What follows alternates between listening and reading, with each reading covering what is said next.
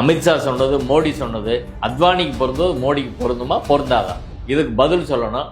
நேர்மையான ஆளாக இருந்தால் மோடி பதவி விலகணும். அப்போ அவர்கள் கட்டுப்பாட்டில் தான் இந்த அரசாங்கம் இயங்குகிறது அப்படின்றது 100% உண்மை. மோடியே நினைச்சாலும் மோடியை சுற்றி இருக்க அதிகாரிகள்லாம் பார்ப்பனர்கள் தான். அதை மீறி அவங்க செயல்படவே முடியாது.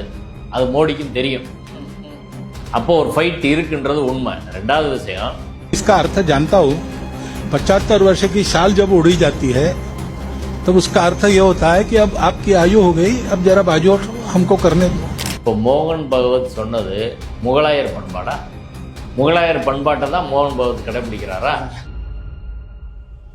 அவரே ஒரு தடவை சொல்லியிருக்கிறாரு, உங்களுக்கு 75 வயசுல சால்வை போத்துறாங்கன்னா நீங்கள் வீட்டுக்கு போகணும், இதுக்கு மேலே ஓடக்கூடாதுன்றது அர்த்தம்.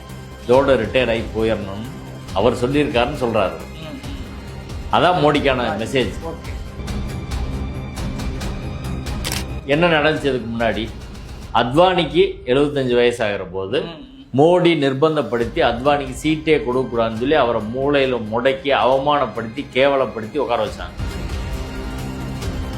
இப்போ மோடி பார்ப்பனர் கிடையாது. அப்போ எப்படி அவங்க தொடர்ந்து அலோவ் பண்ணுவாங்க? இப்போ ராமர் கோயில் நிகழ்ச்சியிலே பல இதுலேயே சங்கராச்சாரி கலந்துக்கிற மாட்டேன்றாங்க.